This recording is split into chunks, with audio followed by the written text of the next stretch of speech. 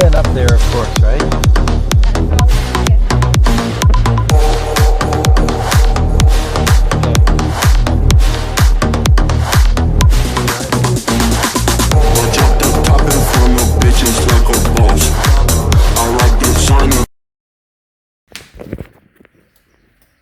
Maybe.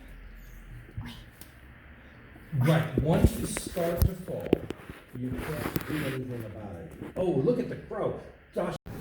This small bird flew in an open window, and it was being chased by this very large crow, about as long as my finger, and it was catatonic when it first came in. It was hardly responding. Quick, get the crow and get the other bird.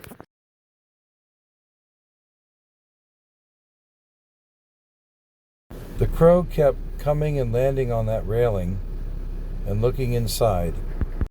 I'm sitting here, I just did the thing again, landed, and then because I started...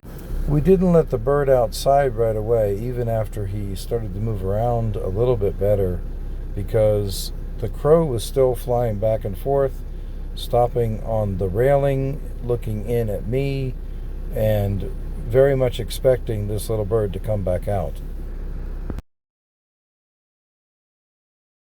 Go out there and get killed.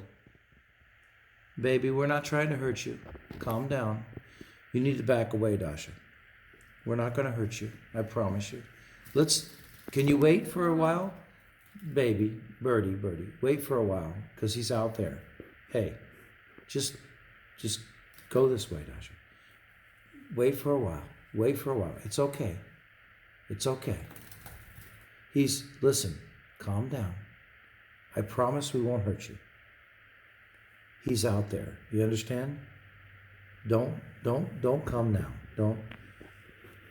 Don't go outside now. He's outside. You understand? Calm down.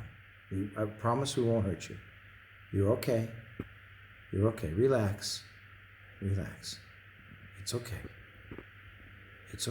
You're okay. We won't hurt you.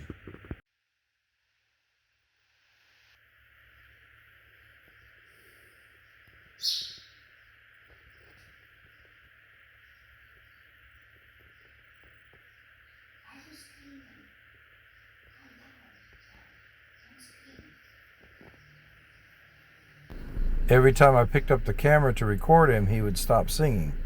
But he was actually singing quite a lot, and even dancing back and forth up there.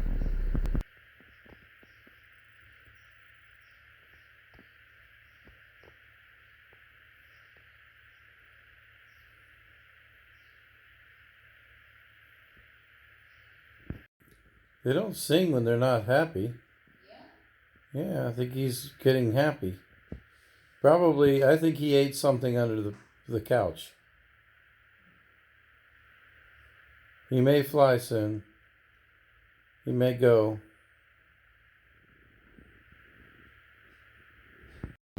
You wouldn't believe it. The little bird was sitting on the ground, suddenly jumped up, flew and landed on my wife's shoulder, stayed there and looked at both of us for a couple of seconds, maybe 15, and then turned and flew out the window. I think it was saying thank you,